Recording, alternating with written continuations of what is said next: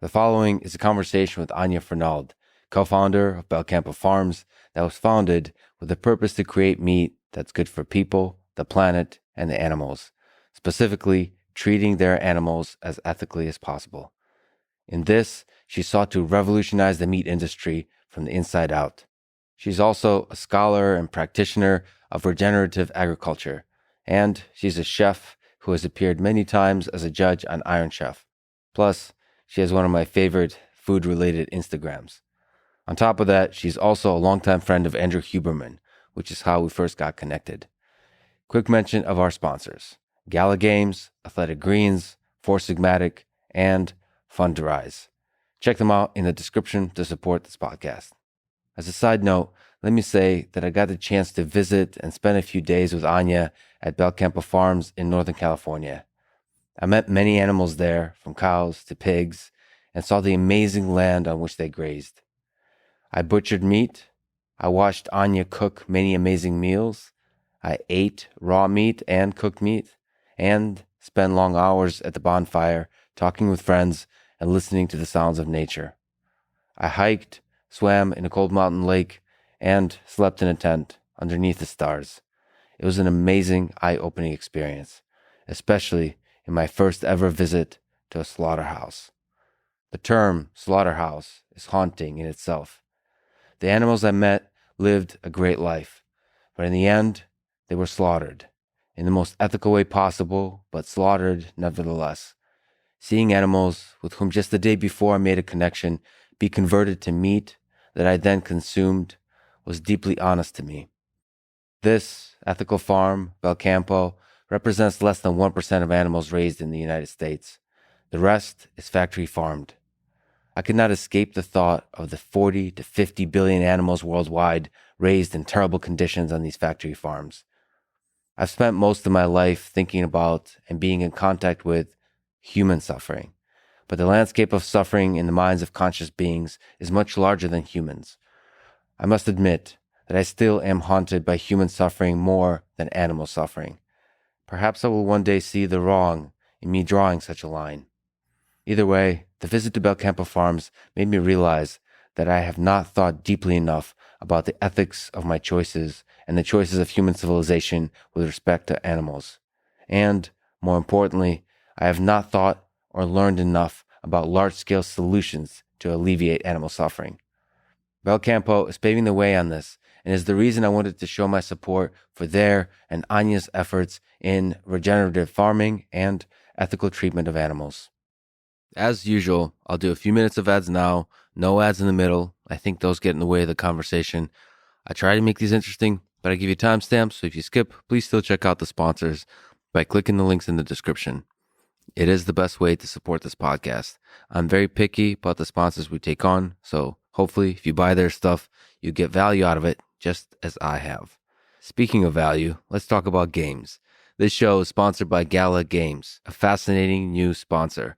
They have created a gaming ecosystem on a blockchain where in-game assets are NFTs that you can keep, trade, in the game, and outside the game. They are attracting big game designers and I think have a real chance to revolutionize what it means to play video games, since you can take items in one game and carry them outside of that game and over to another game, maybe a later version of that game. Once Diablo 4 comes out, I definitely will play it. And the same is true for certain other games like Grand Theft Auto, if a new version ever comes out. And certainly if there's another version of Elder Scrolls, I'm all in. And the idea that you can have items that you get in the game and there's a provable uniqueness through the process of NFTs to that item, such that you can take it out of the game, sell it to somebody else, or more importantly, keep it and carry it forward throughout your life. I mean, that makes the game so much more immersive because it blends what it means to be in a virtual world versus the real world. That to me is fascinating. And that gives so much more opportunity to design gaming experiences in the hands of like the best game designers in the world. So I'm very excited by the whole idea and definitely by the scale and the intensity of effort from Gala Games. I started playing the town simulation game that they have called Townstar. I created a very creatively named town called Lexington and started building stuff. I loved it. If you want to join me in the game, you're welcome to. I wish I had more time to play video games, honestly. It brings me so much joy. Anyway, check out gala.game/Lex. That's gala.games/Lex. This show is sponsored by Athletic Greens, the all-in-one daily drink to support better health and peak performance. It replaced the multivitamin for me and went far beyond that with 75 vitamins and minerals. It's the first thing I drink every day. I break the fast with it, and I usually drink twice a day. And they have all these iterations. They have all these versions. It's almost like a software on GitHub with releases. And I think they have a new version coming out. It's basically the same exact drink, and they just keep iterating on improving and improving based on the current science of nutrition. And the funny thing is, this is basically all they do is this one drink. They also have fish oil, and I think you get 1 month's supply of fish oil for free once you sign up. So that's another thing I take is fish oil. So it's electrolytes, fish oil, and Athletic Greens for all the nutrition and the vitamins. It tastes great. It's refreshing, and it just ensures that I get the nutritional base for all the other crazy dietary things I choose to partake in, including fasting. So Athletic Greens is definitely one of my favorite sponsors. You should go sign up now to athleticgreens.com/Lex. That's athleticgreens.com/Lex for the drink and the fish oil. Trust me, it's awesome. This show is sponsored by Four Sigmatic, the maker of delicious mushroom coffee and plant-based protein. I start the day every day with their coffee. I don't know if it's the caffeine or the smell of coffee or just the warm drink. There's something, once I drink that first cup of coffee, it's the meme, the cliche thing, but my mind just turns on and it's ready to focus. Those first couple of hours in the day of deep focus and productivity are just incredible. And I feel like the routine of that is essential. And for me, I think for millions of people, coffee is a big part of that routine. On top of that, there's a bunch of stuff with Four Sigmatic that makes it healthy. You should go check it out. But to me, the important thing is that it's delicious. And it doesn't taste like mushrooms, in case you were wondering. I have a lot of fond memories about gathering mushrooms in the woods with my grandmother. That was a big that was a big Russian thing to do. I thought of her as like the greatest botanist in the world. Since there's so many mushrooms, or at least I thought there's so many mushrooms that could kill you. And she always knew which ones are good for you and which are not. And we would make soup with them. So I have a soft spot in my heart for mushrooms. Maybe that's also why I like Four Sigmatic. Get up to 40% off and free shipping on mushroom coffee bundles if you go to foursigmatic.com/Lex. That's foursigmatic.com/Lex. This episode is also sponsored by Fundrise, spelled Fundrise.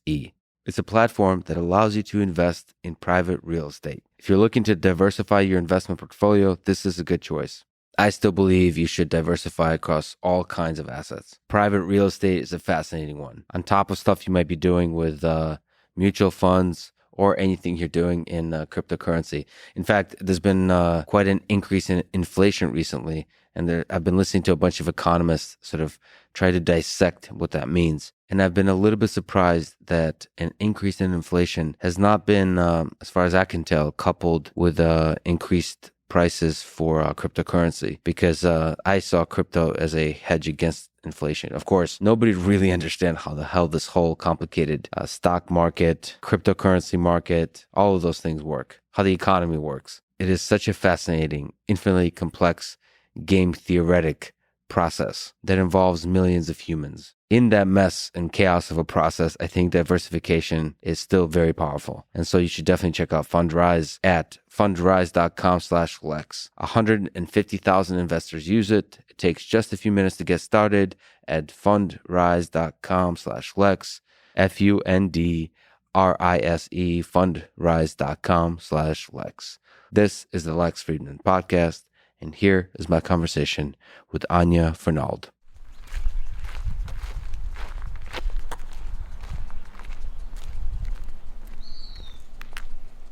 If you're watching the video version of this and are asking yourself why we're in nature right now, there's actually a beautiful mountain in the background. There's an incredible, vast landscape. There's a farm. We're sitting behind a table, and nevertheless, I'm wearing a suit and tie amidst nature. We're at the beautiful Belcampo Farms. We're going to talk about this incredible place you have here, but you cooked some meat yesterday. It tasted delicious, so I'd love to talk about just the science and art of cooking first. You as a chef, when you think of cooking, is it a science or is it an art? Art and service together, probably. Art to me because it's about creating something of beauty and being responsive and creating something that's expression of creativity and love. Cooking also has a very strong element of service, and it doesn't mean necessarily service to another person, but like service to health, wellness, environment. There's an element of supporting through food in how I approach cooking. So it's bigger than just like how the ingredients come together to form a taste. It's the whole pipeline, like the fact that there's a lot of work that went into bringing the ingredients together, and then making you, giving you the ability to make the meal, and then who gets to consume the meal and the whole thing. And you see that as service as opposed to just the taste. Yeah, I also think of food as one of the key ways that we interact with our environment. Right? It's the part of our environment that goes inside us most visibly, right? Of course, we interact with our environment. We could have skin creams that have certain things in them, or our clothes can then be absorbed. There's things in the air, there's our water, and there's food, right? It's like how we're engaging in the world physiologically. It's the most significant way we engage in our environment. We're right? extracting resources, calories, energy from the environment in various ways in order to preserve our bodies. There's also so many feedback loops that I don't think we know the beginning of, that our bodies are picking up on around nutrients, available nutrients, immune response. Like there's deep levels of sensory evaluation that lead to health and alertness and wellness. You hear about this a lot, like with babies, that, if there's a risk of an infection, that a mom's breast milk will help the baby develop a resistance. Like there's this way that our bodies can tune into health, and can't extrapolate from that in any specific way, but think about that as an example of like the many ways in which our bodies are reading available nutrients in food to signal other aspects of wellness and health. That said, the final product of cooking is, when done well, is really delicious. And what we ate yesterday was really delicious. So that aspect of it, bringing the ingredients together in a way that tastes delicious, do you see that as a science or art? That's the art of it. I mean, the art is like creating temptation and indulgence and giving people pause, like creating experience that's like so sensual. And like, I love that about when I make something really simple and beautiful and delicious, the way that like there's that moment of silence at the table. And that to me is the moment of art, like of appreciation. What about the build-up? I mean, we got to watch you make the stuff over a fire, so the calmness of the air. I mean, that's an experience. We don't often get to see that experience of the prep. It's the anticipation, like you said. Maybe that's the most delicious part of a meal, is the anticipation of it. That's something that I'm glad you bring up, because it's an element that with eating so many of our meals like out of a bag, and right. The instance where you start to eat the meals when the delivery shows up, and you might smell something when you open the bag, right? And no judgment on that. That's something I do too, right? But that does take away a whole element of surprise and delight. And also, I think, of your body's ability to prepare for it. You think about our most common memories of childhood, for those of us who grew up in homes with parents who cooked, is smell of things cooking. And it's not the eating of it, it's the smell of things cooking. So why is that so memorable? It's the anticipatory piece of food. That's what you remember about your experiences of food, is the moment of like sweet anticipation of this great sensual experience that's going to be really gratifying on these emotional and physical levels. So I think we're also resonating on those memories because it's like, it's an experience of food where the sensuality of it is kind of extended. So it's a long kind of arc of buildup, and then you're eating it and it's amazing, and then you're enjoying it and your body feels good. So all those pieces together, it's a much more memorable experience than just grabbing the cookie out of a bag, right? So look at our own and just revisit in your mind like the memories of food, the most compelling ones. It's the smell, and then the experience, and then it's sometimes how one felt, right? Yeah, and the people involved with the smell. So like somehow it's all tied in together, whether it's family or people close to you, or even if it's just chefs. There's something about the personality of the human involved in making the food that kind of sticks with you in the memory. And for me, I recently did a 72-hour fast, and there's a kind of sadness after you eat that it's over. I think the most delicious part was I went to the grocery store and just actually walking around and looking at food with like everything looked delicious. Even like the crappiest stuff looked delicious. And I missed that. I really enjoyed that anticipation. And then I picked out the meal. I went home and I cooked it. And the whole thing took, I don't know, maybe 2-3 hours, like the whole process. And that was the most delicious part. And the first taste, of course. And then after it was over, there's a bit of a sadness. Because the part I remember is the build up, the anticipation. And then once you eat, it's over. We kind of focus on the destination, but it's the whole journey.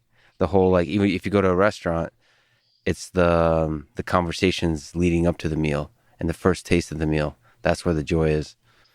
And if you get to watch the making of that meal, that's incredible. That's where the smell, the visual, how the ingredients come together, and especially as we were looking over the fire, like watching it, the fire play with the raw meat, and over time bring out the colors, bring out the, I don't know, like you can visually associate the flavor, how it becomes a little bit burnt on the outside, it has a crispiness to it. It starts to gain that crispiness, and immediately your past memories of the delicious crispiness of various foods you've eaten are somehow mapped into immediately you start to taste it visually.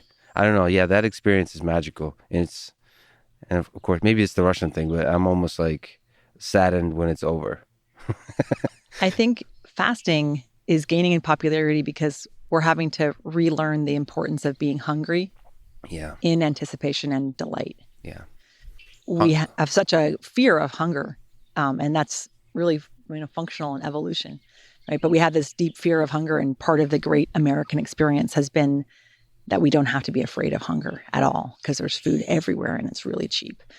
In all that abundance, we've lost this edge of hunger and we don't let ourselves get hungry. And that's one thing that I learned in part of my journey as a cook and chef has been, moving abroad was the first time when I lived out of the US, it was the first time that I regularly experienced hunger because the time between meals was really long. And that was just what everybody did. And so I was hungry for 2 hours before lunch.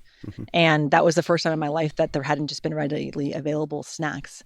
So I wonder if the intermittent fasting and part of the popularity around it, I'm sure there's all these amazing metabolic things that are happening, but also people might also feel better because they're really anticipating and enjoying food. And then if you look at the feelings of fullness, there's a really interesting thing that happens when you cook and your sense of fullness, which is if you cook and you're hungry, the experience of being around the food, smelling it, touching it, sampling it, you'll take your hunger down by 40%. And this is my own observation. But we've all had the experience of cooking Thanksgiving, and the cook never kind of wants to eat that much Thanksgiving. That's an extreme experience. Yeah. But when you really dive in and you're cooking for a few hours and you're smelling and smelling and smelling, it totally changes your threshold of satiety and fullness because of other sensory things that are happening. Yeah. And for those of us looking to maintain weight, and something to consider in this is that cooking is also part of what your appetite, when you're hungry, what are you hungry for? Right? So we tend to think about calories, but when you're hungry, you might also be hungrier for a wider range of things. And it might be smells, it might be stopping. There's other elements. And that's something I think as a cook that it's powerful to explore and be with and observe how your hunger changes when you're cooking. Well, let me ask the romantic question. When did you first fall in love with cooking? Me falling in love with cooking was about solving a problem in my family. And it had to do with my mom feeling very anxious about cooking and overwhelmed frequently when it came to meals. And I'm naturally very good at juggling a lot of things. And it was just something I could dive in and help my dad, who's I'm very, very close to. So it was a very functional role where I would see this kind of crescendo of anxiety around mealtimes as a kid, and would be able to dive in and solve things.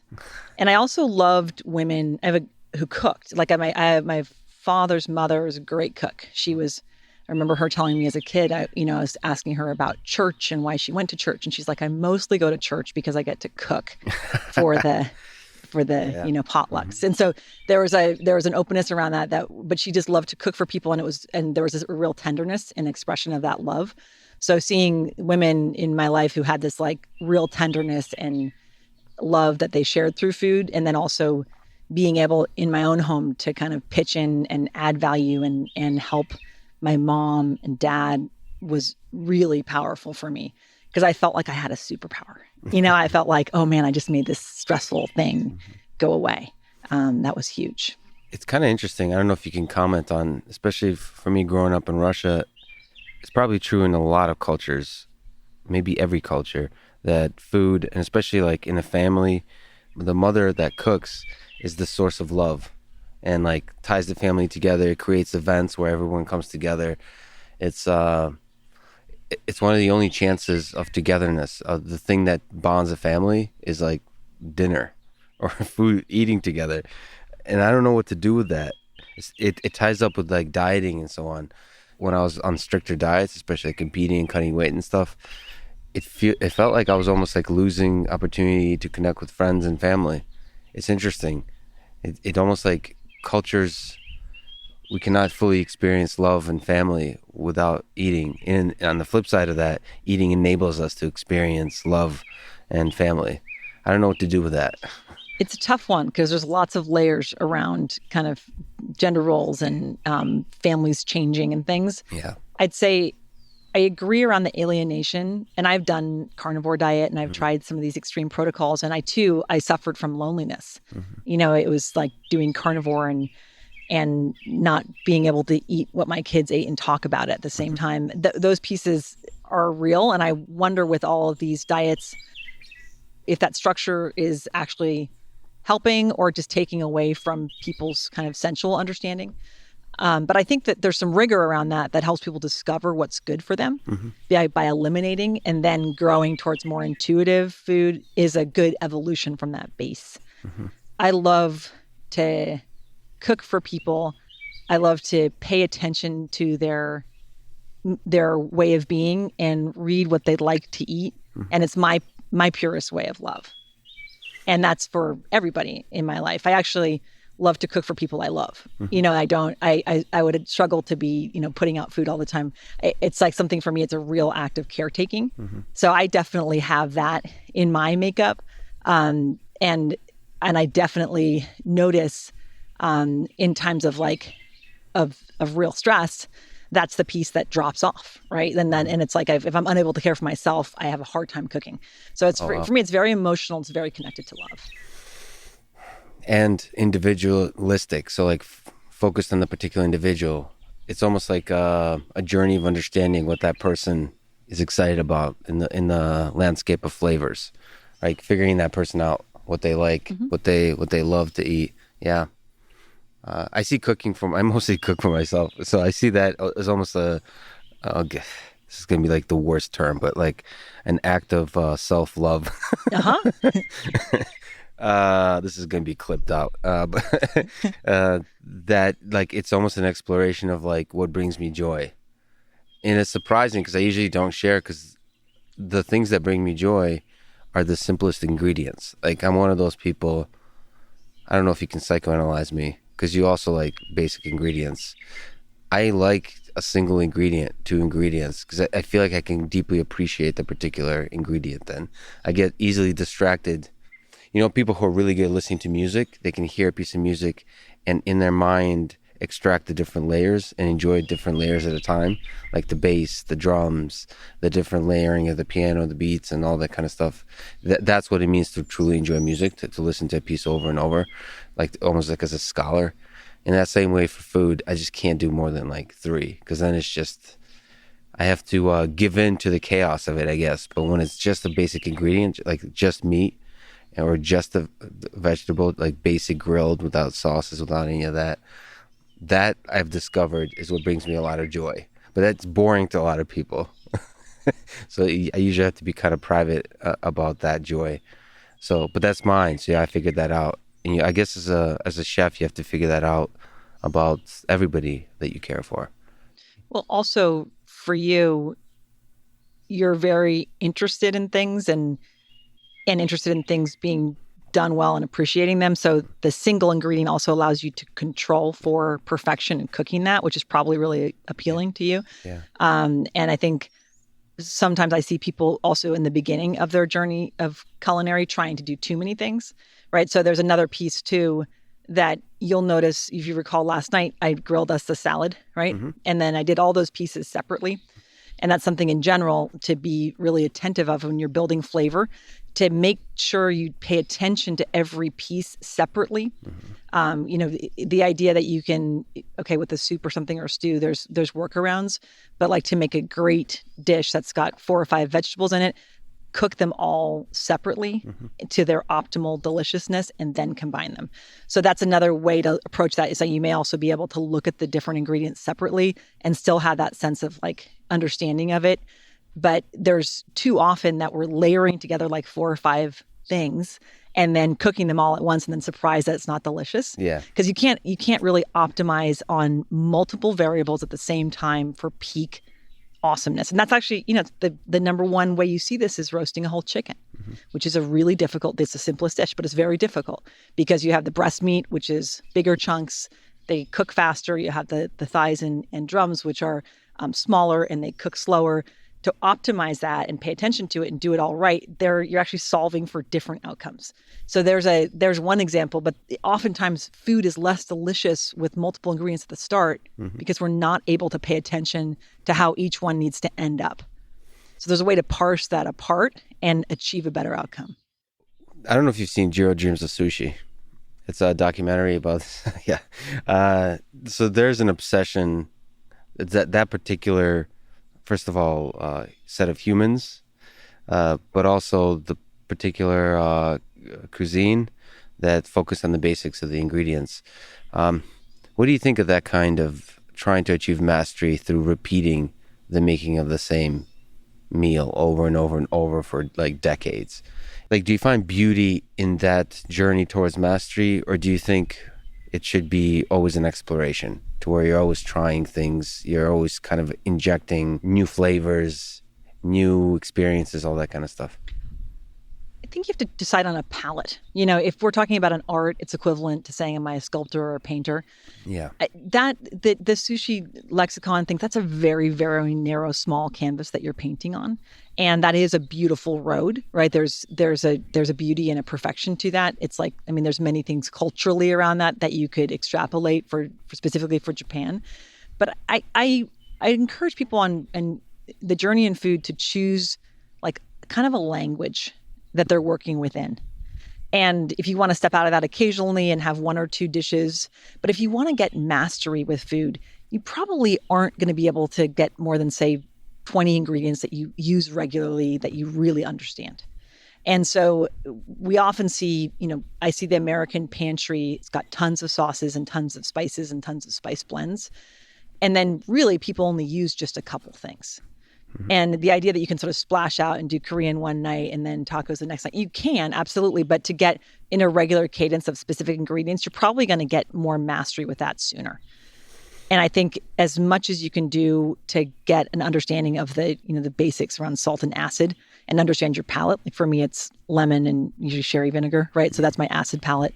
And my fat palate's, suet and butter, olive oil. So you can sort of choose your language, what you're painting with.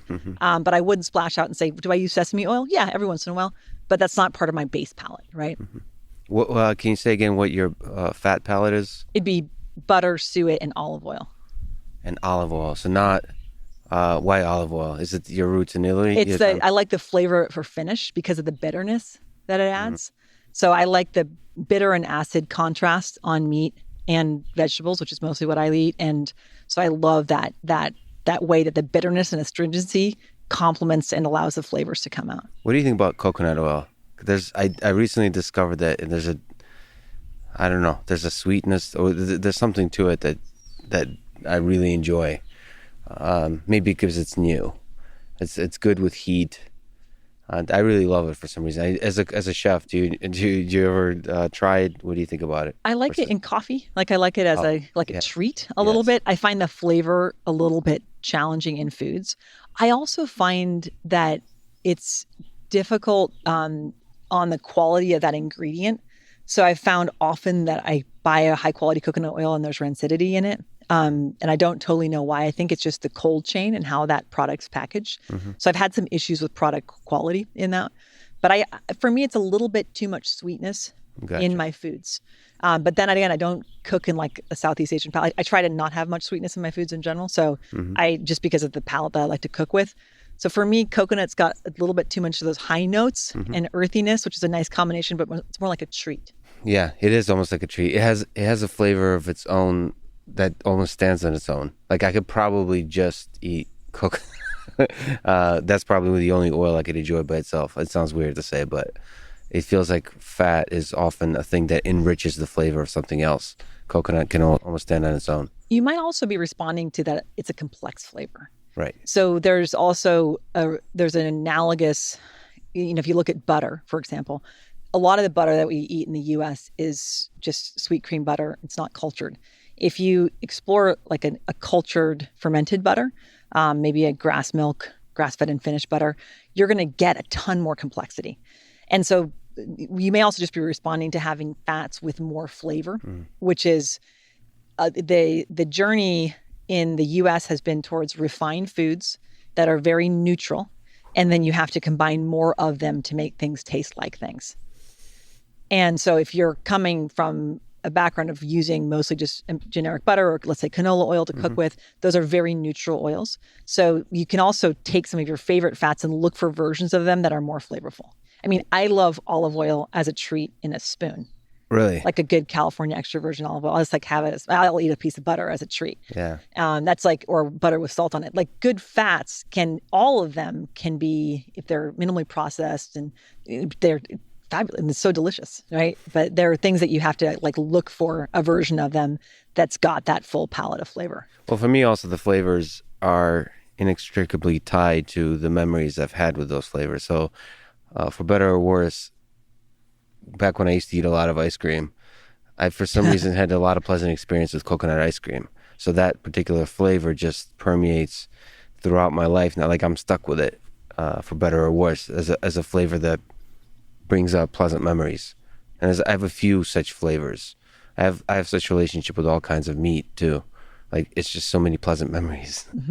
And that's it. You're almost tasting the memories. Yeah. And that there's no way to separate the flavor from the memories, I suppose. And that's a powerful thing. What's your favorite meal to cook? I'll roast a couple chickens and then I'll poach them, like I'll boil them and let it cool down. It's a complicated one. I'll let them cool down. I'll pull all the meat off, put the bones back into the pot and then cook that for like 3 or 4 hours. And then add in like shiitake mushrooms and all the chicken meat I'll throw in a bottle of white wine into the stock as well, a bunch of thyme and garlic. And I love it because it's the way the house smells. It's very laborious. It's soothing for me to spend time picking apart meat and chopping things up. There's like a lot of manuality around it. So I'd say from a personal, I love grilling a steak and doing those things as well, but there's something about making a stock from scratch and the way it smells, the way I feel, the time it takes, the kind of checking in on it that I really, really love. There's many things that I love to make that I don't even love to eat. I think you see this a lot in like baking and bakers, people who bake a ton and they love the process of it, even if they don't eat that many baked goods. So anything for me that's really like enjoyable is typically things like making cinnamon buns. I don't eat very many cinnamon buns, but I love making them because it takes all the sort of like futzing around and taking your time and watching it, the way it smells, the way the house smells. All of that stuff is like it's like almost like a meditative exercise for me. Is there a science, is there an art to cooking meat well and the different kinds of meats? Is there something you can convert into words to say ideas how to bring out the best of it out of what particular meat, whatever steak we're talking about, whatever beef we're talking about? Is there something that could be said? The basic approach to cooking any type of meat beyond the artistry of it is pretty scientific. And it's what type of muscle is it in the animal? And what's the surface area to volume ratio? Okay, so let's look at those two questions. So the first piece is, what's the type of muscle in the animal? What's the functionality? You don't necessarily need to know that to evaluate it, but you need to understand, is it a tender muscle that's not used very frequently in the animal? Or is it a big load-bearing muscle that gets a lot of action, like the cheek, right? Or the shin, or those pieces. The muscles like those along the spinal cord that make up ribeyes and New York steaks and things, those aren't very exercised. They're right next to the spinal cord. Spinal cord's doing most of the work there. They're kind of like stabilizing muscles around this big functional piece of skeletal structure in the animal. Other muscles, like the ones around the diaphragm with the flatiron steaks and skirt steaks and things, those are really functional muscles that are doing a ton and moving. And if they're moving a lot, what happens? Well, functionally, they've got lots of muscle sheaths, because muscles that move frequently have to do a lot of like complex contraction. That's why, there's in the cheek, for example, there's tons of visible fiber of like collagenous connective tissue. That connective tissue is everything in how the meat cooks, because connective tissue doesn't respond to high heat with becoming more tender. Muscles do, right? They can get a sear on them. You can cut them and eat them. The collagenous tissue will glom up and get really tough. So you either have to liquefy it with really low, slow heat with moisture, right? Or you have to barely cook it. And that's the major piece. So that's the question of like, why wouldn't you just throw a brisket on the grill? Okay. It's not about the fat. You can cut the fat out. The reason you're not going to throw a brisket on the grill and cook it hot and fast is it's got too much collagenous connective tissue in it. Those are these giant muscles that have all this collagen and these fibers and tendons in them effectively. So you're never going to be able to just cook that up hot and fast. So that's the first piece. It's like, where's this muscle in the architecture of the animal? And then what does that mean for what's going on in the muscle? And that's actually more important than fat content. We get really we pay a lot of attention to fat content in muscles. You can make a steak tender if it doesn't have a ton of fat in it. It actually has more to do if there's collagenous and connective tissue in it. That's fascinating. I never even thought about that. I thought it kind of adds to the texture of the meat, the chewiness of the meat. But you're saying it also adds to how it reacts to heat, how the entirety of the meat reacts to heat. And the fat is not as important to that as the collagen. The fat will make the flavor more delicious, right? Like it'll add unctuousness and mouthfeel and things like that. But all the connective tissue in meat, and in some of the cuts like that we ate a skirt steak last night, you could see a web of that collagen sheath on the outside. On a ribeye, that same collagen sheath is this big. There's only one. It goes around the outside, okay? Because that's just that muscle. There's one large muscle fiber. So that specific, it's a myelin sheath, right? That material needs moisture and low and slow heat to become tender. The other side of that is that when it becomes tender, it liquefies and it adds all this beautiful gelatinous consistency. That's what bone broth is. That's why a slow cooked pork shoulder is so delicious. It's not that it's full of all that fat. That fat's also great, but a lot of that mouthfeel comes from that really beautiful dissolved collagen. So when you're looking at like, how do I understand how I'm going to cook a piece of meat? That first fork in the road is, how is this going to respond to heat? And what's the appropriate cooking technique? Then the second piece is that surface area to volume ratio. And that's important because the heat is going to impact the meat through the surfaces of the meat that are in contact with the heat. So if I have a steak that's 3 inches thick, I'm going to cook it extremely differently from a steak that's a half inch thick or 3/4 of an inch thick. And that's the major and that's the truth. If I have a piece of pork shoulder that's cut into cubes versus having a whole pork shoulder, that surface area to volume ratio, that's going to totally change how I cook it. And same things like pot roast and a beef stew would be the same cut of meat, right? But how I cook them is going to change based on the surface area to volume, because you've got to let moisture and heat work its way into the center of the meat. And that's going to be determined by the amount of surface of the meat that's in contact with whatever cooking liquid or heat you've got. Is there different sources of heat to play with? Like a big flame versus a small, or maybe even like almost no flame, like over coals, all that kind of stuff. Is there some science to the source of heat in how it plays with the meat? Well, there's indirect heat and direct heat. Yeah. And that really is mostly about temperature. Okay. In more than actual, I mean, smoke is important as well, that can permeate, but really the smoke doesn't go into the center of most cuts that you barbecue. It'll come in like the smoke ring. It's maximum like half an inch on the outside, maybe a little bit deeper on a really long, slow cook. So the smoke that does create a ton of flavor on the surface of the meat. So the indirect allows you to have smoke contacting it and then a very, very low and slow heat. And what that does is indirect heat will be low and slow enough that the center of the meat will get warm at the same time as the exterior of the meat. And it'll all cook equally and all get equally tender. If you go very hot and fast, you risk the interior of the meat not getting, right? You kind of create a shell on it, and you slow down the interior of the meat, which you actually want to do with something like a steak, where you want to keep it rare on the inside. So it's really indirect versus direct. Then once you get into direct heat, right, like in that category, there's wood, charcoal, gas, right? That's about it. And those are meaningfully different. They're meaningfully different. Charcoal and wood, there's more poetry in wood. There's a little bit more flavor, not functionally very different. But gas versus charcoal wood is very different.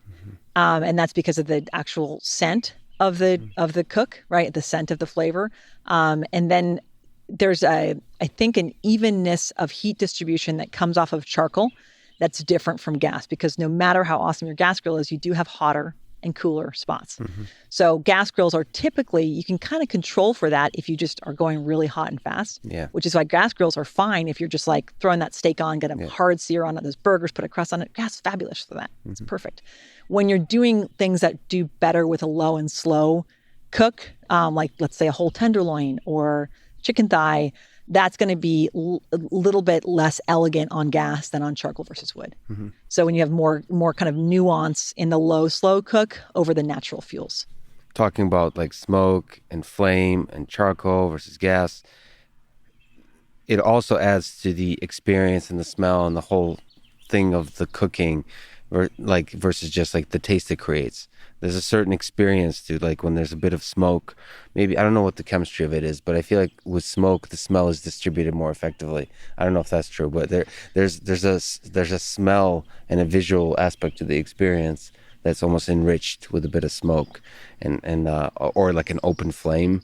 Like if you could see the flame, there's magic to that, and it goes to the experience piece that we were talking about before. We were talking exactly about that, like the nuance and the beauty of like that long, slow cook and your house smelling like something. Why do people freak out about barbecue? Yeah. Why? Because you go in and it smells bomb. It smells so good. It smells like heaven, right? It smells fatty and delicious, and the smells everywhere, and everyone's smelling the same smell. So there's like this collective experience. It's incredible. I think that's why barbecue is so sticky for people. Yeah. It's like so yummy, and you get this huge like anticipatory thing about it. It's like because it smells incredible. What was that incredible grill that we used yesterday? What is that about? That's called a Sea Island Forge. It's a wood fire grill that's inspired by like a South American style of cooking. So it's like, it's big. It has also the things with the crank that allows you to control the distance from the flame. It's awesome. That's really key with the wood fire. So when we evolved from cooking over wood to charcoal, right? When that became more popular, the reason that we did that is that allowed us to skip the whole part of making our own charcoal, right? So when you're cooking over wood, all you're doing is making your own charcoal. You don't ever cook over wood with the red fire. Like we don't like throw a steak on when the flames are orange and leaping up, because you're just going to get, carbon, like char all over your meat. So when you're cooking over wood, you first cook down the wood, you create the coal base, the natural coal base, and then you cook over that. So you saw yesterday, I built my fire, I let it burn down, added some fresh wood so I could reinforce my coals with new coals coming in, but then I was actually cooking over the embers. You shorten that cycle with carbon, with charcoal. It's more efficient. But what you lose is that whole cycle of, that really beautiful experience of smelling. Now, if you're cooking on a Traeger, you're going to get awesome smoke smell. There's plenty of ways to do this. It doesn't always have to be wood fire. And I love all the different ways, right? But I really like the experience of the campfire. And I love that kind of just like sitting by it, building it, having to take the time. I like building the fire, going inside, preparing all my meats, bringing them out, cooking them. That whole experience, start to finish, is really just like something that it's my favorite way to spend time, So I think, and why is that? Is the food that different than cooking it in a more conventional grill? Probably not, like in a pure experience. But I think the actual experience is super memorable because you are outside, you are slow in your roll, you're enjoying this, you're just taking in, you're watching, you're anticipating. I love that whole experience. Does the origin of the meat itself make a difference? So we're here at Belcampo Farms, and maybe you could talk about what your vision, your dream is in terms of like food, in terms of where food comes from, or meat comes from, but food broadly, and how that affects the entirety of the culinary journey. On the question of where does it come from and does that matter, I'd say the way that meat is raised is massively important for flavor and for how it cooks. I think most cooks who try cooking grass-fed versus corn-fed, that's the first moment where they realize that, right? Where corn-fed meat cooks much more slowly. It's got bigger veins of fat that slow the heat transfer throughout the muscle of the animal, compared to grass-fed, which is leaner. Heat moves through it more quickly. Those steaks will cook much, much faster. So there's very kind of technical reasons why how meat is raised, and that we're aware of. And there's other things that I've noticed, like that slower growing poultry has a very, very different musculature and fiber to it than fast growing poultry. That's confinement animals. It has to do with the way that the muscles are built. They tend to be finer and thinner and more tender, and a little bit more susceptible to heat. So the character of the meat's radically different. It's also much more flavorful when it's grown more naturally. And I think some of the reliance in the US on like sugary sauces and lots of salts and flavors and things, like that's actually based on having the broadly available meat out there is pretty low on flavor. And so we're adding in a lot to compensate for that. So to your point of like enjoying things very simply and with like salt and nothing else, like the more flavorful that product is, I think the more people will find that enjoyable. Let's paint a vision. I mean, you're a visionary. You have a vision to have basically meat in every store that comes from a farm like Belcampo that's basically doing regenerative farming. How do we get there? It's about a network of smaller producers working together with shared values. And it's true that there's a limit on regenerative farming in that it requires more human knowledge. So regenerative farming is more difficult to scale in a single operation. It'd be really challenging to have a regenerative farm that was like 200,000 acres because of the amount of manpower needed to pay attention. Can you first, and I apologize to interrupt, but Can you say what is regenerative farming? Sure. So if you're looking at scaling regenerative farming, it's a traditional system of agriculture. Regenerative farming is how we used to farm. We used to farm with an eye towards the long term. You might be on the Friedman farm thinking about your heirs 5 generations from now, farming that same land. Are you going to leave that land nutritionally empty? No. Okay. Right, so long-term thinking. Also, in traditional ag, you don't have inputs that are very convenient. You can put some chicken manure on, but you can't spray or dump something that massively increases the growing potential of the land. That was not available until the past 60 years. So regenerative agriculture is an approach to farming where you're increasing soil fertility through your farming. You increase soil fertility by feeding the soil. You feed the soil through carbon. That's why regenerative farming is better for the environment. It sequesters carbon and puts carbon into the soil. Now, it's interesting. Plants need carbon and put it into the soil when they're going through growth. So if you have a beautiful field of grass that's just waving in the wind, that's not sequestering as much carbon as plants that have been damaged and are regrowing. Plants that have been damaged and are regrowing are repairing, and they're doing that by drawing down carbon as one of the nutrients that feeds them. To damage the plants effectively, that's what we're doing with regenerative grazing. So the cows or, lambs, whatever, out there, they're eating and taking the grass down, and that then causes a regrowth cycle that sequesters carbon. Wow. There's a limit to it. There's an edge, because if those plants are so damaged that they can't regrow, then it turns into a dirt patch, and that doesn't sequester any carbon. So it's a balance. How do you find that balance? So that has to do with like the frequency and the scale of the grazing, essentially? Exactly. And so you have to find the right balance, and that connects to both the grass. I mean, is ultimately the focus here is on the life cycle of whatever is grazing, whether it's cows or lambs or so on?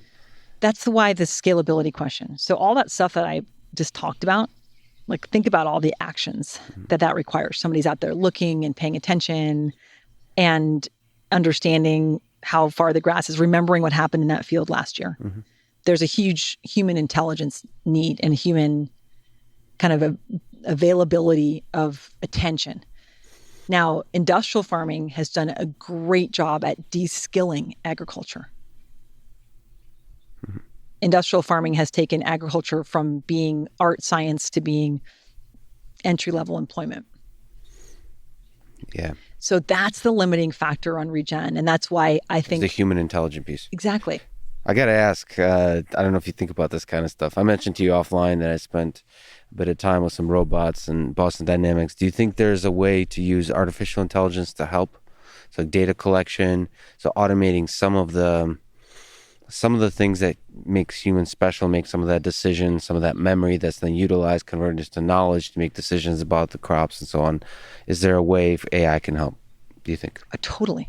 I mean, that would be incredible. That's one of the ingredients that could help with the regenerative farming. There's a number of discrete decision points that could completely be automated as well in order to supplement and work with somebody like a farmer in managing it, about the performance on land. And a bit of that's being done right now with some aerial mapping, but that type of AI would be huge in this. I mean, there's estimates that if the damaged and underutilized rangeland in the world was converted to regenerative agriculture, it's somewhere between like 20 and 40% of the world's carbon could be sequestered. So there's a huge potential. The problem is cultural. We've lost the generational thread of knowledge about how to do this. It's kind of been 2 generations that haven't farmed this way. Also, the science around it is limited by the scale and longevity. So the data collection around regenerative farming is also limited by the fact that it's kind of piecemeal. There's small operations that are doing it. They're learning and developing it as they go, and they haven't been documenting it and doing it for too long. Is the ethical treatment of animals a part of regenerative farming? So in the way you do things at Belcampo, that's a huge part. Is that necessarily part of the life cycle? So like the things that you're trying to measure is like the way, like not damaging the land too much, make sure that the land is constantly healthy and is producing, and then the grazing process, and also the carbon piece, the fact that it's like carbon neutral or something like that. I mean, are all of those pieces of the regenerative farming, or is this an extra part to your vision that you're thinking about? It's all implicit in regenerative. Yeah. I call it out separately because we are certified humane, right? Which is another layer of welfare that has to do with density and a couple other things. But regenerative, I mean, think about it. If you're a cow and you're in a regenerative operation where the whole life cycle of the pasture means that you only eat the top 6 inches of the grass, and then when there's whatever, a couple inches left, then that field is left dormant. That's a better experience, right? Yeah. So just think about it kind of functionally that way. Well, grazing period is a better experience, right? Yeah. And that's not what's done that's the grass-fed piece, right? That's the other piece with, certified organics, amazing. There's plenty of certifications that, grass-fed and finished is also great, but there are workarounds for those. You can have certified organic feedlots. You can have grass-fed and finished, which is animal-fed a grass seed pellet. Those aren't things that we do here, right? And regenerative captures that. Because it's like anything, you're isolating these very specific certifications. It doesn't have a holistic approach. Regenerative, though, unfortunately, isn't certified yet. We've gotten USDA approval to use that word based on our carbon sequestration data, but it's not a regulated term. So that's kind of the mix right now, is to figure out how to document it. And it's not totally clear what it means, like for pigs and chickens, which are omnivores. It's very clear for ruminants, which are animals that have a rumen that eat grass. For omnivores, which is like what we are, they eat primarily grain in farming operations, and that's a little bit more complex. So it's kind of a moving landscape, but regenerative as a word is the better definition of the whole life cycle approach of letting animals and nature work together. Is it true that it's possible to have a farm that doesn't produce, sort of, is carbon neutral?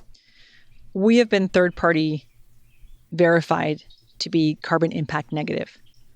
So Belcampo's 25,000 acres, and the animals here, all of the carbon, including from our shipping on our mail order, is all offset by the amount of grazing that's happening. Also, that encompasses our partner farms. We buy a number of live animals in from other partner farms. Their impact's also incorporated in that. I mean, first of all, that's incredible. And second of all, is that possible to scale? I don't see why it isn't. I mean, it's complex to scale. But I mean, we're putting people on the moon, and you have a robotic dog. I mean, but that's less about scale. That's more about innovation. So, like, in many ways, what Belcampo has done is innovative at a small scale. The question is whether that innovation can be scaled. That's where I feel like we in the industry need more help. You know, the AI piece, the intelligence, the thinking about ways to do things differently is where we need more support. And I think it's been a kind of a swing in the past couple years where it's like meat's a mess. It's terrible. So let's ditch meat and opt for these hyper-processed, plant-based solutions. And I'm saying there's a way to make meat a part of the solution. And it's going to mean eating less of it. It's going to mean paying more for it. It's going to mean that the farming systems are more complicated. It's not the easiest path, but I think in the long term, it's the better path. And it's also better for human health. Can you comment on the certified humane piece? So how do you run a farm? Like, what does it mean to raise an animal from the beginning of its life to the end of its life in a way that's ethical, that's humane?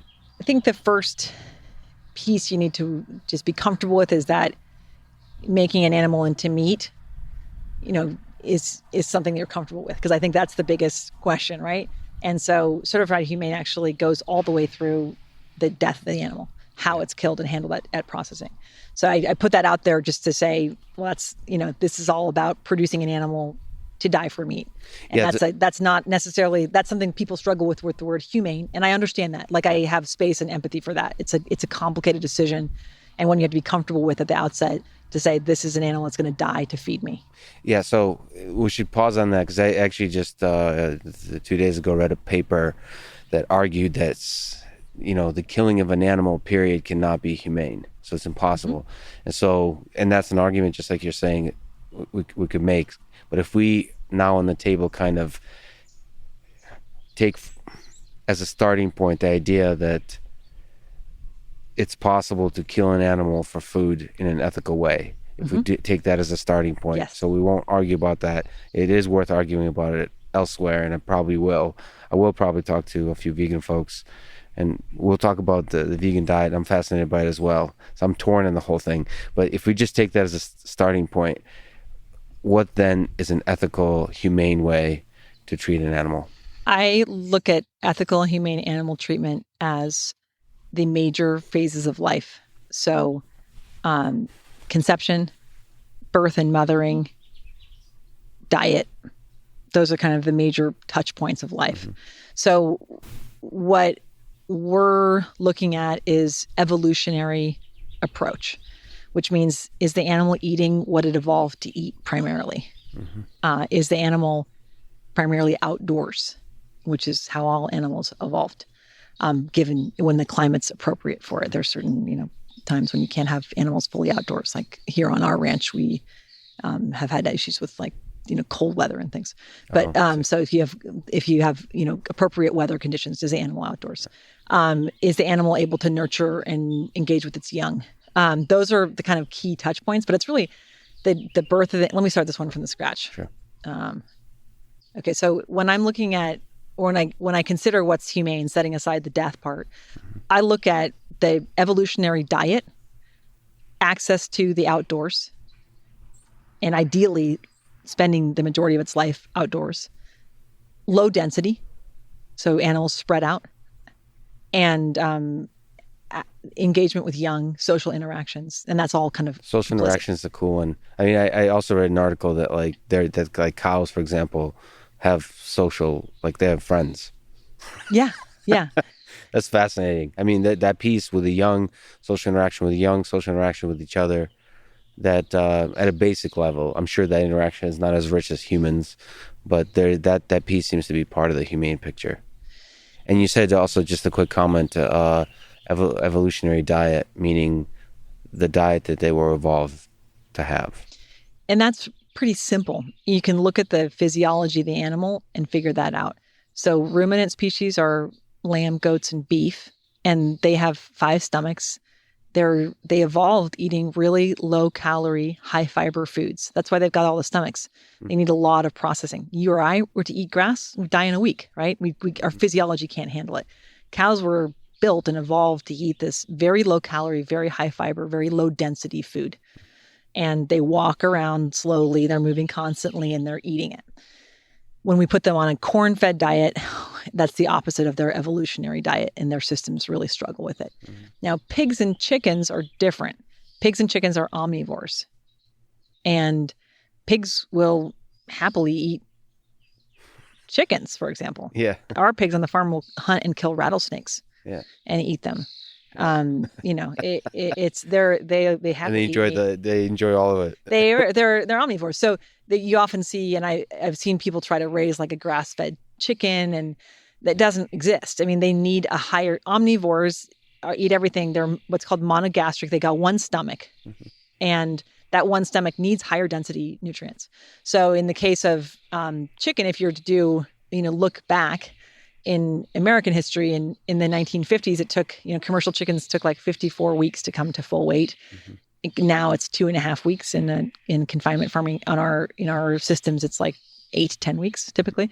So it's you have to give them some amount of nutrient density. But there's the idea that no grain, because that's a misinformation for any type of commercial operation, free range, regenerative, pastured, everything, you're going to have a grain feed to get any type of, it's actually, I think for the case of chickens, unless you're in a place with like tons of natural seeds and grubs and worms and stuff to eat, really challenging for the chicken. So you got to give them some high density, high calorie food, different from that's the evolutionary diet is a really key thing. That's the fundamental thing for health. And it's also interesting because the evolutionary diet ties to human health.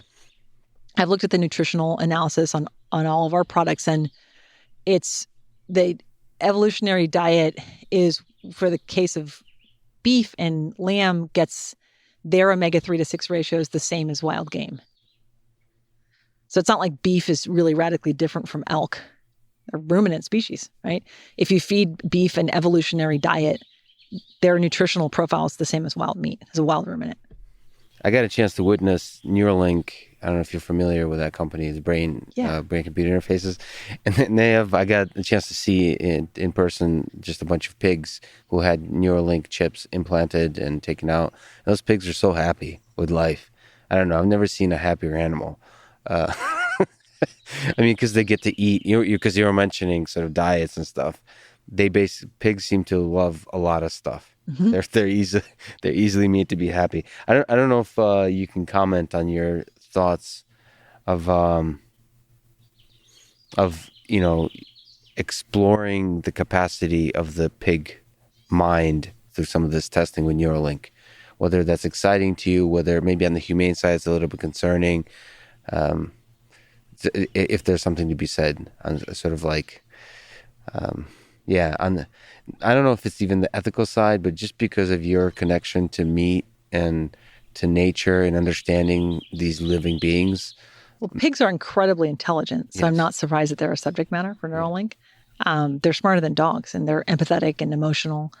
And we'll go look at our pigs afterwards and see, but they're kind of like joyful and exuberant when they're in good health. Mm-hmm.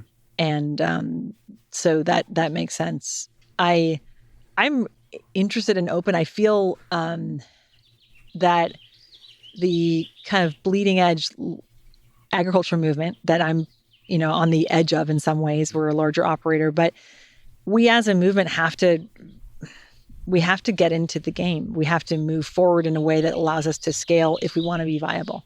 Mm-hmm. So I think there has to be openness to how that can happen. Yeah. And I also think there needs to be more thoughtful and noisy data about how regenerative ranching can sequester carbon. Mm-hmm. I mean, thousands of American ranches are selling carbon credits right now. The data is that valid. And they're not selling carbon credits from like grassland that's just got a fence around it. Mm-hmm. They're selling carbon credits for verified data from animals assisting in carbon sequestration, right? So there's got to be a way to get the tech community involved in ways to help regenerative agriculture scale. In different creative ways. And actually, that'd be interesting if like Neuralink somehow has, especially because Elon Musk is involved and Kimball Musk is has his whole effort and appreciation of regenerative agriculture, that I wonder if Neuralink has a role to play, like exploring the neurobiology of the animal, if that somehow will create innovations that lead to improved scaling of regenerative agriculture. It'd be interesting. But you're saying you should be open to all those possibilities. I don't know the landscape to know what. Yeah. But my sense is that it's very hard. It's very hard. And our farming operation to scale, it's been incredibly complex and challenging. We now work with partner farms. I see their operations. They're incredibly complex. It just seems like there's got to be a way to make some of these things simpler and easier to share information. Yeah. I don't know what that answer is. What would be cool is if we can understand deeper ways to measure the happiness of an animal. Because then we can optimize, like certified humane could be literally an optimization problem. Just make sure, as opposed to kind of projecting our own human values, actually measuring what the animal is happy doing. That could be, so understanding the pig brain might help us understand pig happiness and like reframe what it means for a happy animal. And then maybe it's a lot easier to make the animal happy than we think. Mm-hmm. And it might have to do with a variety of delicious food in the case of the pig. Is there something you could say about grass-fed meat? Is it all, just out of my own sort of curiosity, whenever people say sort of grass-fed meat is better for you, are all grass-fed meat made the same? Is there different, it's like the word organic. Is there a lot of variety within that? Like the way Belcampo does it, the way others do it? Just more color, if you could add to this whole word and what it means. Grass-fed beef has been on grass its entire life. And you want to look for the words 100% grass-fed or grass-fed and finished. Mm-hmm. Now, the challenge with feeding beef grass its whole life is that it gains weight more slowly. Although beef didn't evolve eating corn and things, it can eat them.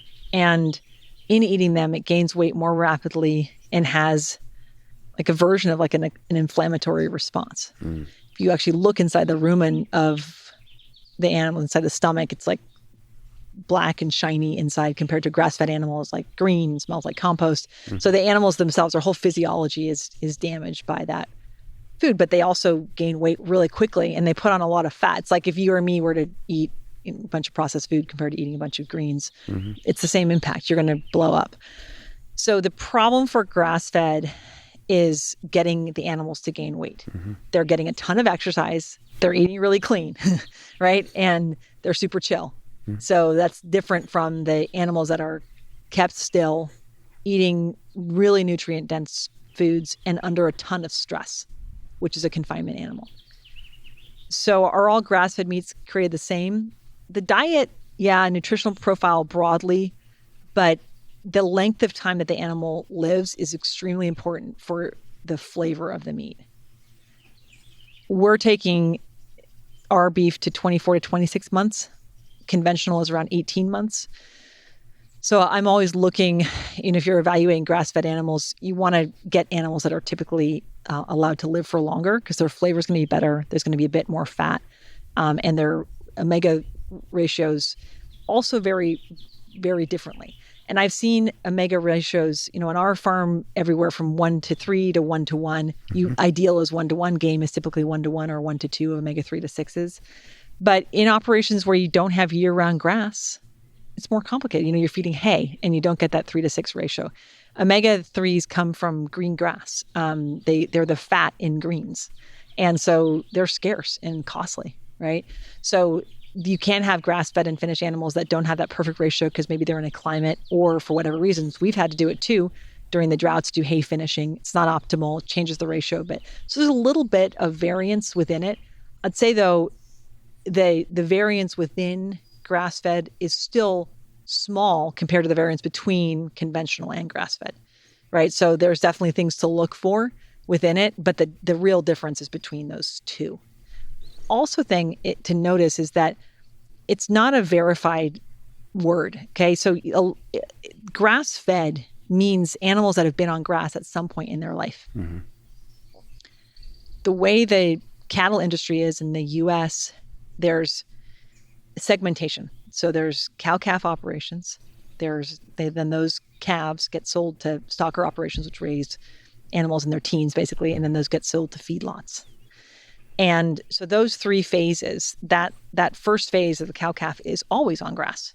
It's mother cows, and mom cows are amazing. They can thrive on anything and still put all their nutrients into their baby, and their babies will be healthy.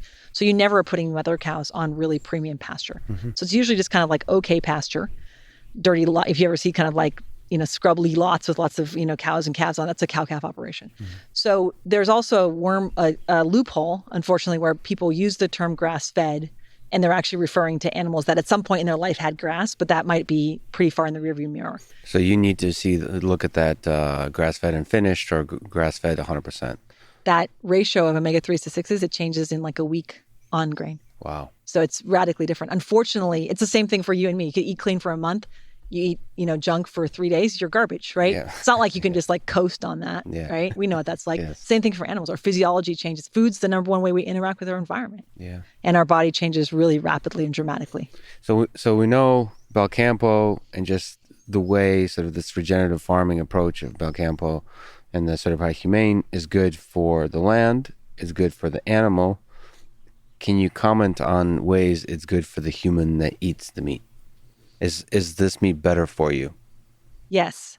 And this is where, the kind of focus on the joy and animals doing yoga and all this sort of like cynical stuff about this type of agriculture, say just like set that aside. Yeah. It really is better for your health. Yeah. It's got a better fat ratio. It's less inflammatory. It's got higher protein.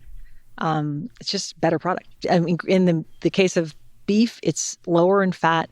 And that fat is a better quality, and it's higher in poultry, and pork is also higher in protein. So all the nutritionals are better. It's got higher density of vitamins, it's got higher density of minerals.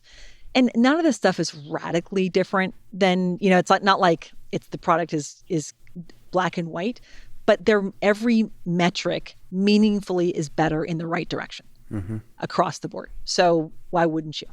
I hesitate to take anecdotal evidence as like final scientific conclusions, but it does seem I've eaten quite a bit of Belcampo meat, for example, and it just my body seems to respond like is less bothered by it, meaning like less inflamed. I just feel better because I mostly eat a meat diet, and it does seem to be a little bit of a difference what kind of meat I eat, where it comes from.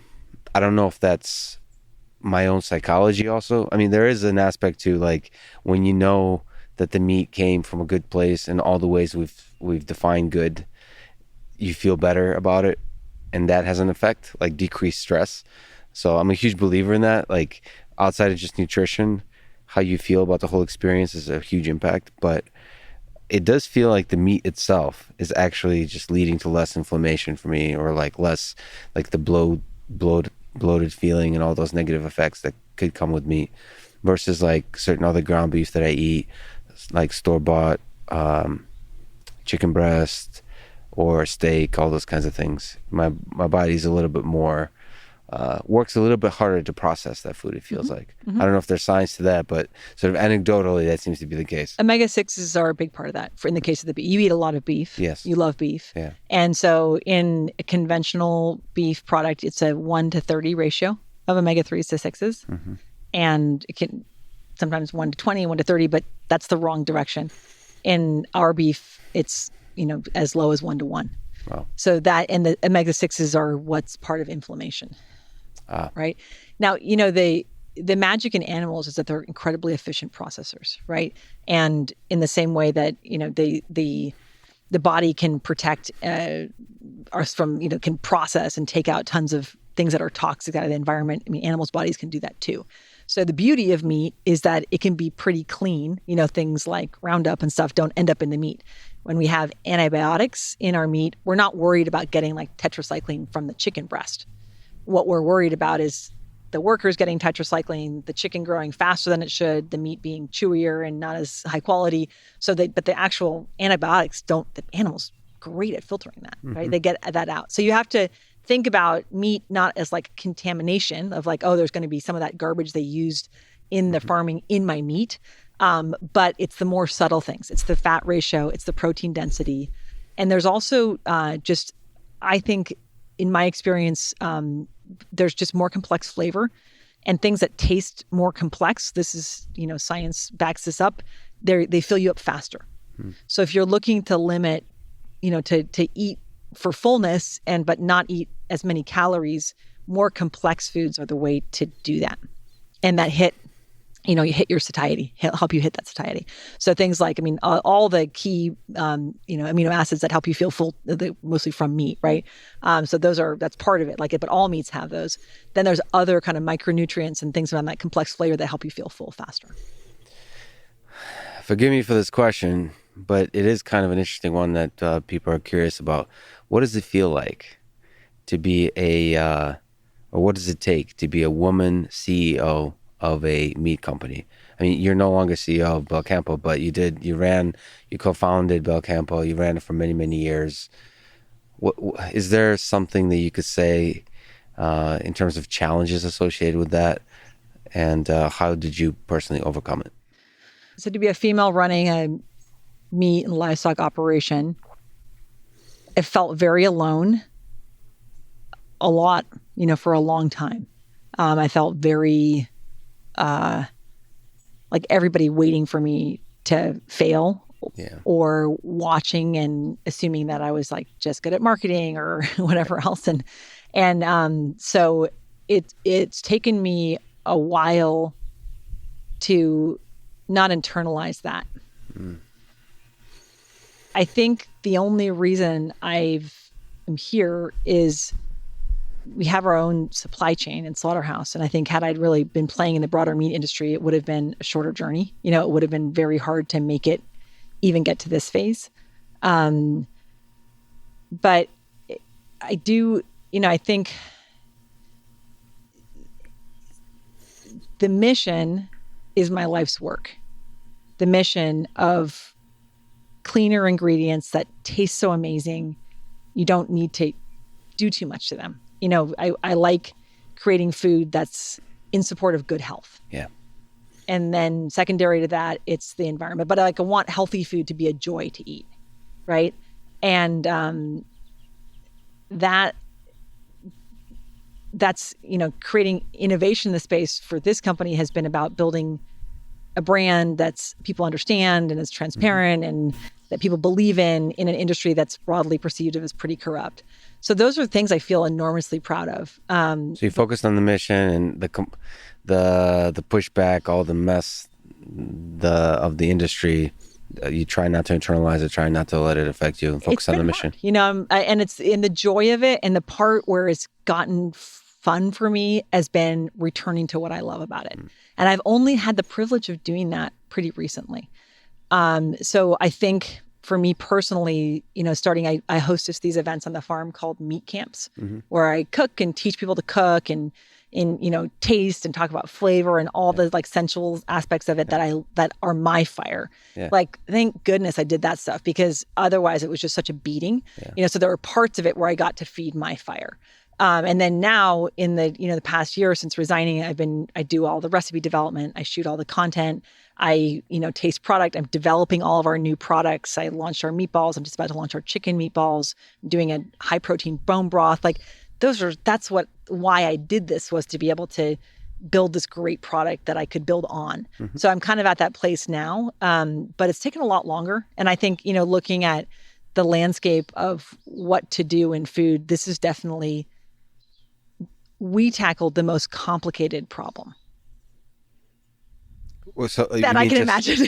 I did it with in the most old-fashioned way. Yeah. Right. So it's been super complex. And then I also look at it and I'm like, and it's been messy and it's going to continue to be hard, but I'm proud of having tackled the hard problems. So the hard problem here is not in the space of technologies. It's in the space of bringing something that we've done for a long, long time in our human history and scaling it in the face of all the other economic pressures, like doing so successfully, also communicating to the rest of the world that this is a powerful solution. So inspiring the rest of the world that regenerative farming, like running a company in this kind of way that's humane for animals, good for the land, good for people, even if it costs, like if there's an increased cost to the meat, even if you have a broader vision, that means eating less meat overall, that is like inspiring the world that this is a future we want, and just taking that on and getting that done. Got a chance to eat a little bit of cheese, which is a good opportunity to talk about your experience in Italy. He spent some time, or south of Europe. I'm not sure if it was Italy. Yeah, I lived in Italy, but and there's cheese involved, right? Like yeah. What did you take away from that experience, both as a chef and as a human being? I moved to Europe right after my early 20s, and I worked as a cheesemaker. And I lived in really small rural farms in the countryside, and I got up early and milked animals, made cheese, and I got to live in a traditional agricultural society and learn how they ate. So it shaped me as a cook because it was a chance to have incredible ingredients, learn how to cook very simple food. I had been immersed and thought that I wanted to be like a chefy chef, right? Because I love food and I love cooking, and I was just drawn to that world. But I don't like the experience of that sort of like fancy food experience is not what is exciting for me about it. Mm-hmm. So I loved working in that environment because I got to eat lunches and dinners and everything with the farm that I lived on, and just a very traditional, simple way to eat. The other piece of it is, I went to high school in the 90s, child of like the low fat generation, right? Mm-hmm. And it was just really liberating and amazing to eat tons of super fatty foods and olive oil all over the place and bleak slabs of bread and salami, mm-hmm. and be in this like vibrant health. Like be leaner, happy, no skin stuff, stop getting split ends. Like I stopped having flaky nails, like just stuff that had bothered me my whole life, including like just moodiness. Mm-hmm. And that all just changed. And granted, I was also like living on a farm in Italy and getting up with the sunlight. And like there were lots of great aspects of my life as well that happened in that time. But I was just immersed in this diet that I realized like, man, this is so simple. And I also loved that I had like, you'd have dinner and it was just like some ricotta cheese with some olive oil, some bread, and like a bowl of fava beans. Mm. It's like, that's dinner. And it kind of broke down my assumptions too about like dinner always has to be this, a protein and a vegetable, and being more fluid and more seasonal was exciting for me. So I just learned kind of a lot about paying attention to food, simple preparation, and the vibrancy of health that I personally experienced kind of made me double down on that. Our mutual friend, Andrew Huberman, mentioned something offline to me about something involving the mob. Oh yeah. Is there something you could share, or is this, or are people going to hurt if you share this? It's far enough in the rearview mirror. I mean, I was hired by this group in Sicily and this is, I was all of like 21 years old, and to get a permit to work there, you have to show that you have a competency that nobody else in Italy has. Mm-hmm. And that competency for Anya Fernald at the time was cheese expert. So it's like this like stupid American girl being like going to the consulate. So I already knew that it was like there was something wobbly about this organization. But I went to work for them, and my boss from that time did end up in federal prison for corruption many years later, embezzlement primarily. But so I was definitely in an environment that was answering to multiple masters. And that's a nice way to put it. I couldn't have asked for a better way to kind of get with life and understand how things happen in the world, though. Of learning as somebody who tends to be super direct and not very subtle. It was amazing to be in this world where like everybody communicates in multiple levels. Like we're going to lunch with my boss with somebody we're going to do a business deal with, and by they ordered a glass of wine, and with that order communicated like disappointment. Yeah. Because the father of the person who had made that wine had offended that other guy's. Yeah. I like that level of stuff where like nothing happened directly. I'm like, what are we talking about afterwards? I'm like, what happened at lunch? It's like, I just, I told him this by ordering that, whatever, that kind of thing. And so understanding that there's different ways of communicating. But it was also, it was interesting to see. And I think it's kind of the struggle that I've lived again and again in my life. Fundamentally, what we were doing in that operation was there's a very traditional cheese called the Ragusano cheese in southeastern Sicily, where I lived, Ragusa, and it was about scaling that operation. So it was European Union money that my boss was also unfortunately using for other things. But fundamentally, it was to take this type of very small scale cheese, get them exported, help them scale, and we did it. And it was really challenging. And I learned a lot about the safety issues and collaboration issues and creating groups of farmers for scale. So I've kind of been doing the same thing like again and again. But Sicily, it was also just the first place where I would regularly forage for food.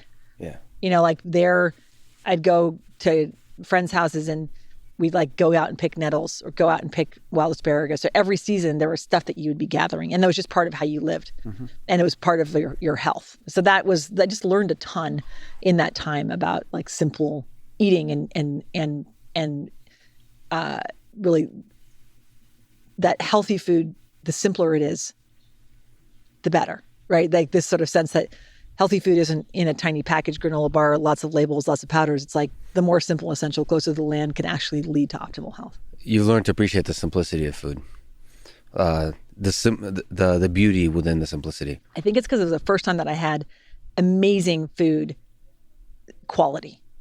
Okay, because where I grew up, there wasn't that food quality. Like I had some stuff from my garden and things that were great, but that's the kind of place where when artichokes in season, all of a sudden there's guys selling artichokes on their bicycles in the street, and they're just fresh picked, and you get that one thing, or the torpedo onions, or so there's a seasonality and celebration of things in their peak moment, and you would just have that one thing, and that was the first time I'd ever eaten in that way. You were a judge several times on Iron Chef. How do you judge a good meal? Like what, your own, other people's, like what rating system is good? I mean, I go on experience and think about how many of your like most memorable, fantastic meals are like 3-star Michelin meals. Right. It's more about the experience, right? It's more about that slow down. Who are you with? And some of our best meals are like the most simple things. Yeah. So Iron Chef, those were fun experiences. It's a lot of sous vide though. It's a lot of sauces. Mm-hmm. It's a lot of powders. I mean, it's kind of like magic food. Yeah. So it's incredible to watch it as science. But I don't know if those are my most memorable meals. So the experience is how you judge a good meal for you personally. If you were a judge of the entirety of the human experience, in terms of the culinary journey, that would be like the people you're eating with, the environment, like how you feel, the journey building up to that meal, like the whole thing. You can't separate it out. When I was learning as an apprentice cheesemaker in Greece, one of the best meals of my life is like a bowl of cold sheep milk yogurt with like a crust of cold fat on top. So like the way that these fatty, sheep milk can have double the percentage of fat than cow milk.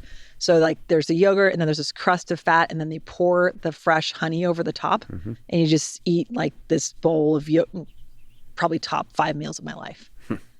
Right. I mean, and that's the simplicity, it's just the best thing. And it was the fact that it's in terracotta and I'd had this amazing day and, all of these things come together, but I still remember that feeling. And I think most of us have those like really great sensual memories of food, and they're not about necessarily that one fancy over the top restaurant or something. It's really about the whole context of enjoyment. Maybe you can help me with something. So I think offline said that we're both introverts a bit, but I certainly find joy in repetition. So I kind of hide away as an introvert and eat the same thing over and over and over again. But at the same time, I had this conversation with Tyler Cohen, who's an economist, but he's also a food critic. He writes these incredible posts about different foods. And we had this conversation about what his last meal would be. If he had to choose, like, what is the best meal he's ever eaten that he would want to eat. And he had a good answer about it. It had to do with experience, I think. For him, it was a particular Mexican restaurant, and it had in Mexico because of the ingredients, because of the experience, because of the work it took to get there, and all those kinds of things. But it also made me realize, like, when I was going home after that conversation, that I couldn't answer that question myself. Like, what is the best meal I've ever eaten? Because I really haven't experienced much. And so it almost was like a challenge to myself. Like, I feel like I should journey out a little bit more in this life and try stuff and to try to see, like, what is the best meal for me in the world, like both the experience and the taste, right? So I was kind of wondering, first, I'd love to ask you, like, what your last meal would be, or what is the greatest meal you've ever eaten. But also, and you're still very young, and so there's still more experiences to be had, right? And for me, like, how do you go about finding the best meal in the world? Is there advice you could give, essentially? There's that sense of anticipation, right? So if it's the best meal, I'd say for you, it would need to be on the heels of something where you'd pushed yourself with a fast or with an athletic event, right? Or something like you would be coming into it with a sense of anticipation because of deprivation. Yeah. You would be hungry for it in a bigger sense of the word, like hungry for deep nutrition on your soul level and as well as your belly. So I'd say that you'd have to think about it as a phase of things, like multiple things. And then I also think, you love meat, you love cheese. You have to have some things that come in together, right? Like there's got to be some specific elements of just your favorite flavors in that. But there could be flavors yet to be discovered. That's a whole other thing, because I just emotionally and physically feel good on meat. But that doesn't mean like maybe like a rice-based dish like sushi or something like that.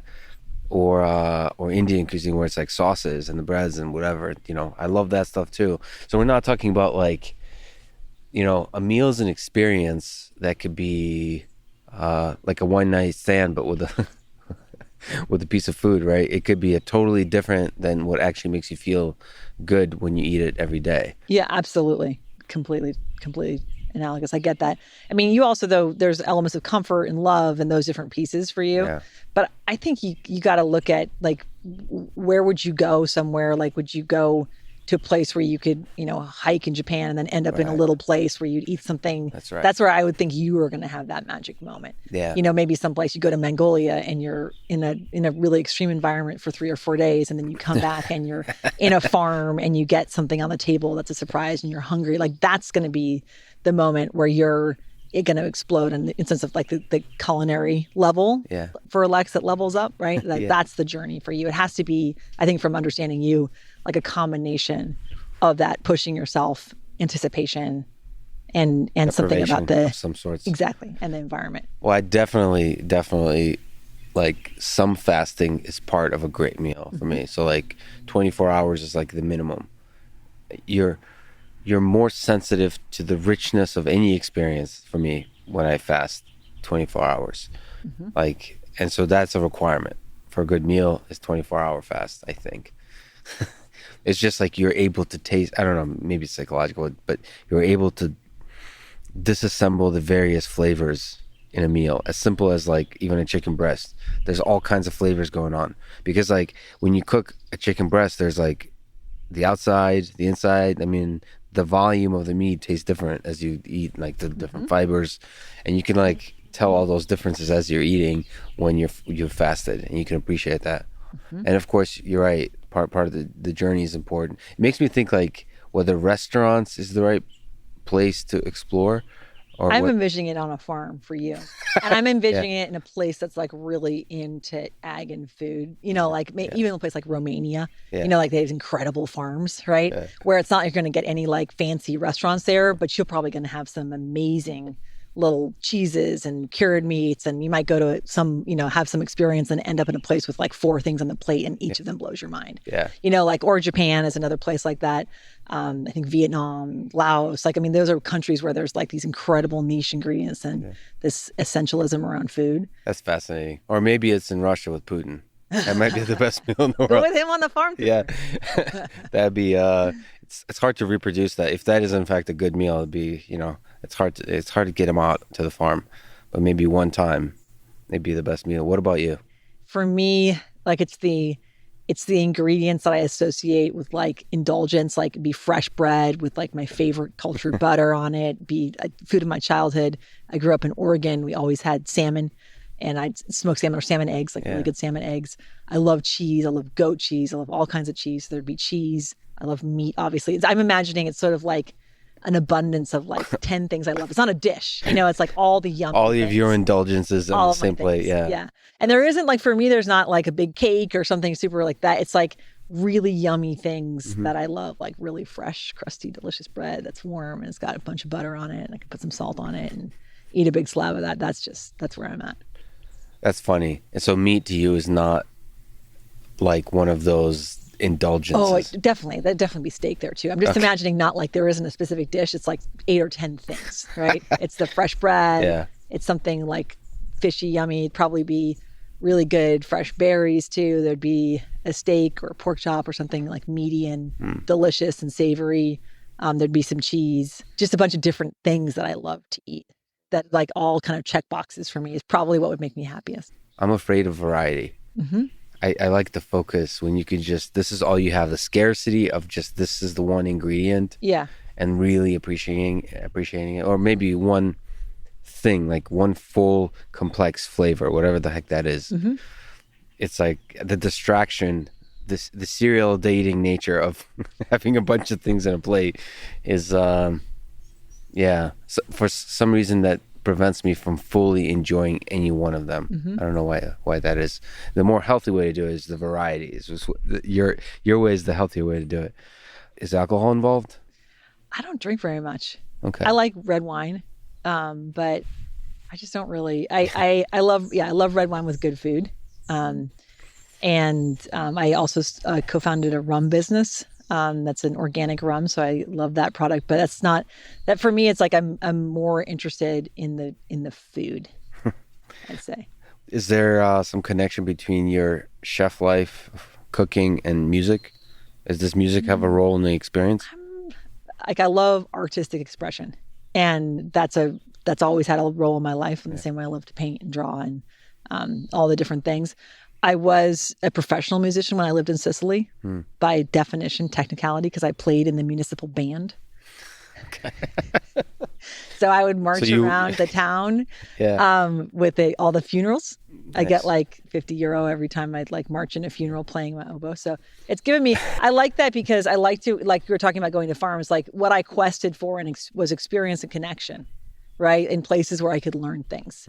That's been the through line of my learning journey. I've learned things and sought knowledge that I can't get in any conventional learning environment.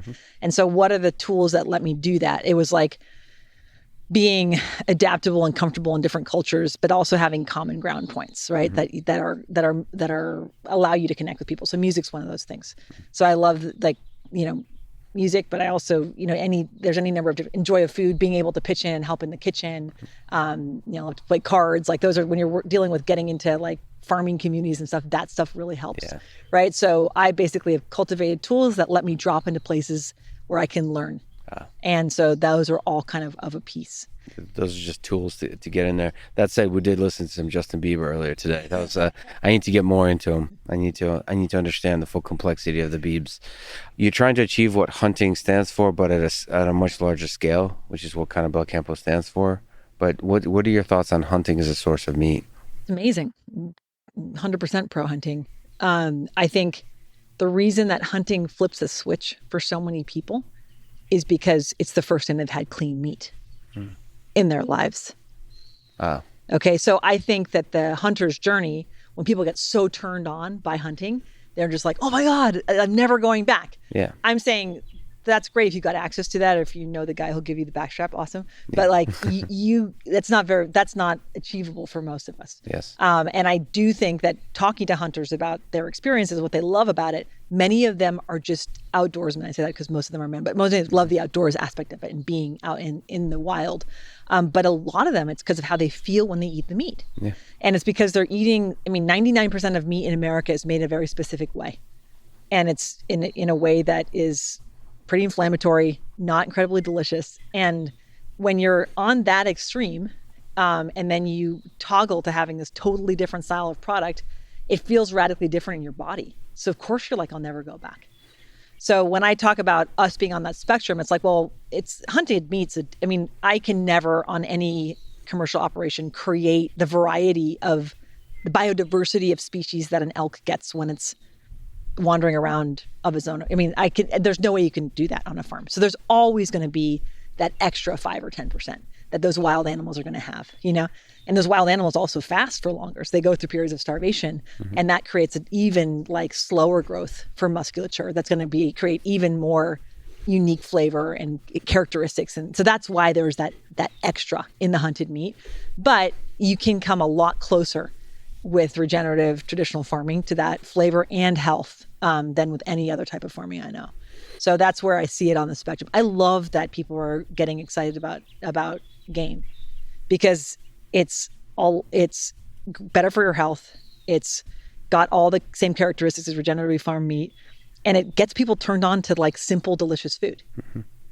You shouldn't have to cover food with sauce that's got corn syrup and soy, a bunch of junk in it to make it palatable. If you got to put sauce on your food, you need to look at your ingredients. You need to revisit what you're starting from. Because if you have to put a bunch of things to mask flavor onto anything you're eating, you're trying to basically fool your palate into doing what's not best for your body. We're trying to tell our palates, like, just make it through this plate so you can get the calories in. And we're masking the fact that we don't actually find it very appetizing. So we're kind of teaching ourselves to overcome our instinct with food. We're saying, here's this kind of bland base substrate, not very interesting. I'm not like sparking to it. Awesome. Put sugar and salt on it. Yeah. Just up the hyper-processed flavor profile. Great. Done. And then you're sparked to it. Yeah. That's a very short road. And that's, I think, a lot of the health problems we have now is because we're masking flavors and basically trying to get ourselves to move down this path of the same way we behave around all hyper-processed foods. Yeah. And that gets us into a mess with our health. So if we can get things like game where people love the flavor out of the gate, but it's natural, simple, minimally processed, like that's a win. Yeah. That it reverses that hyper-processing trend that we're on as a human species. And that's the promise of regenerative farming. That's the promise of hunting. Obviously, the former can be scaled. The hunting, I think, cannot be scaled, right? But in many ways, the hunting inspires the world that this is the right way to eat. Yes. And that naturally leads to then the humane farming, regenerative farming idea, which is this idea that hunting represents. How do you scale that? Well, if you look at we're talking about people use the sort of marketing language of like happy cows or that kind of thing. If you're talking about the happiest animals, it's wild animals, right? So if you wonder why these practices are good, talk to hunters. You're talking about animals that have lived in their evolutionary capacity, right? Who have played their role in the ecosystem, who've lived their meaning of life, right? And that's a very powerfully different kind of role than livestock production. So I think if we can make our livestock production as similar to wild as possible, then we're a lot of steps closer. So you said the animals are happiest in the wild, and that's where they find meaning. What about us, the human animal? What's the meaning for us, do you think? If you've monitored the life cycle of a lot of living beings, you ever look in the mirror and think like, why the hell are we humans here? I mean, thriving, reducing suffering, creating goodness. I mean, those are the things I see in animals' behavior. They're mostly interested in reducing suffering and nurturing, right? Those are the things that I think evolutionarily. And we humans are just clever, and we want to be able to try to do that at a bigger and bigger scale, like as much as possible, reduce the suffering in the world. Mm-hmm. And somehow that alleviates us of our own suffering. Mm-hmm. That's the Russian thing. Life is suffering, and somehow helping others alleviates it, and come up with creative solutions to do that. That's really interesting. It's almost consciousness is the thing that led to suffering, but it also led to the desire to alleviate the suffering. It's a feedback loop. Mm-hmm. Consciousness creates suffering and the desire to alleviate it. You had a pretty nonlinear life. Your parents were professors. You have done a lot of sort of incredible things that many would say kind of like, how the hell are you going to get this done? Is there advice you can give to young people today, like high school, college, about how to live a similarly nonlinear, crazy life and be as successful as you have been? About whether it's just their career or life in general. The greatest gifts I've been given have come from pursuing curiosity.